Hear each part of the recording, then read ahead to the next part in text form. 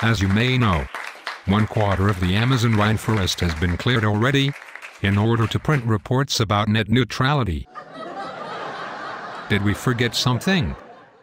Maybe? Yes.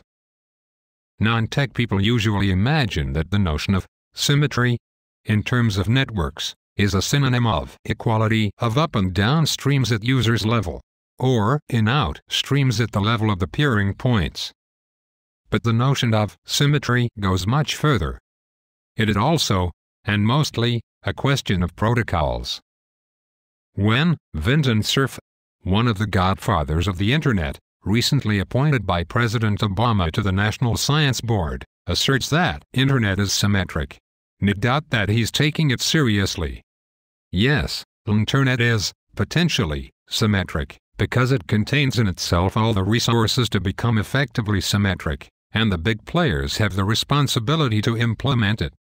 If they do not, they should not complain about the domination of Google and other data silos that do precisely benefit the asymmetry of the net, as it is in reality. In fact, the Internet as people know it so far, essentially implements asymmetrical protocols, such as the well-known HTTP of the World Wide Web. These asymmetrical protocols, called Unicast, make it necessary, when you want to achieve an all-to-all interaction, to establish somewhere a special node, which is responsible for the switch. According to the power law, it is obviously the biggest node that wins, because it allows to connect as many people as possible. In this game based on an asymmetrical protocol, the winner takes all, every time. Google, Facebook, Twitter, etc., which are, I would say, not social networks, but social silos, to the point that, after a while everybody is a prisoner of these silos, and nobody is interested to play anymore. However, there are also symmetrical protocols on the Internet.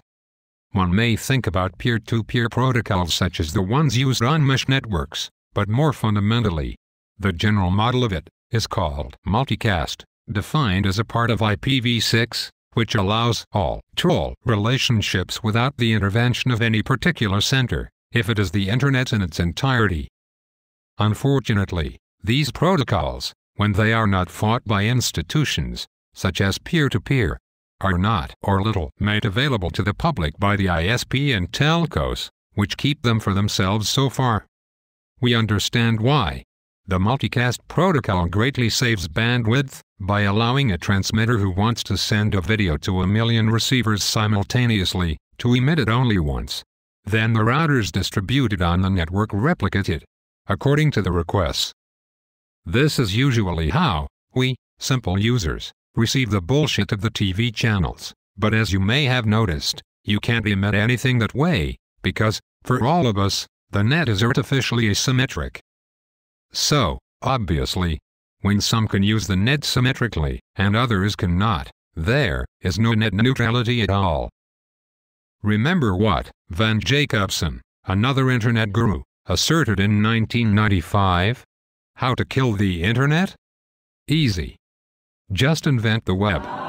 Unfortunately, this is more and more relevant. By not making symmetrical protocols available, many network players are condemned to play a game where they lose every time, and users too. Indeed, as a recent skirmish between a French ISP, and Google, denotes it, the profitability of network carriers is much lower than the one of big nodes, YouTube, etc., and other huge data warehouses. That essentially asymmetrical protocols make them absolutely necessary. Note, also, that all of us, simple users, we lose also, because our personal data are drawn into bottomless pits over which we have no control. In short, in order to escape this depressive spiral which centralizes all the innovation and economic power in the hands of a few players, it would require a day where users as well as operators and others become aware that another Internet is possible, a symmetrical Internet, within the meaning of data flow and protocols. Therefore, the Internet could be a little more neutral than it is now, because it would anymore favor dominant positions automatically. The future would cease to be written in advance. The innovation that seems to be dry today outside from dominant silos would revive. Finally, the peer-to-peer spirit developed by the pioneers of the Internet could reach adulthood and show its full utility. Thank you. Any questions? Yes, you, please. What do you think of the projects of some governments to tax the platforms, like Google, on the basis of the personal data they hold on citizens? I fear that it will lead to clear and other quarter of the Amazon rainforest before they realize that it is not a good idea. The intention behind is good, and I would not want to overwhelm the authors of this idea. But I have many reservations. The main one is an ethical issue. I think in a world where there is more and more a sort of fusion between ourselves and our data, trading such data will look more and more like human trafficking. The taxation of these data cannot do anything against that. On the contrary, it would endorse the existence of this practice. Another question. Yes. If I am right, the establishment of a symmetrical network would necessarily involve the legalization of the peer-to-peer sharing of copyrighted files? A symmetrical network would facilitate the sharing of all types of files, and the benefits would be huge for the culture and the economy. This does not mean that sharing copyrighted files would be legal. The copyrighted files represent only a drop in the ocean. Is the defense of this drop a reason to stay in the Stone Age of networks? According to you, how will we finance all this? Thank you for asking this crucial question. Many researchers emphasize the parallelism between the asymmetric shape of the web and the current mechanism of money creation, which is also asymmetrical. How can we achieve a symmetrical network in those conditions? If you want a symmetrical network, it is necessary to design it in such a way that it generates itself a new form of currency which has to be also symmetrical. Some people work on it. This may be the subject of one of my upcoming keynotes.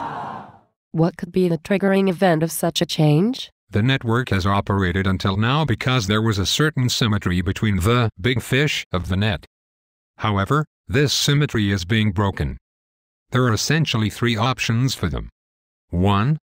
Being eaten by the biggest one. 2. Find an agreement between them, including with states, to make a sort of triangular trade of our personal data, that is to say, our identities. 3. Recreate the symmetry, not only among themselves, but with us. The first two solutions are ultimately quite explosive, and I weigh my words. Only the third is sustainable, but nobody knows how. This is why we must be aware about that. If I understand you correctly, the solutions 1 and 2 prevail currently. Do you think there is some kind of conspiracy? No, there's no conspiracy at all.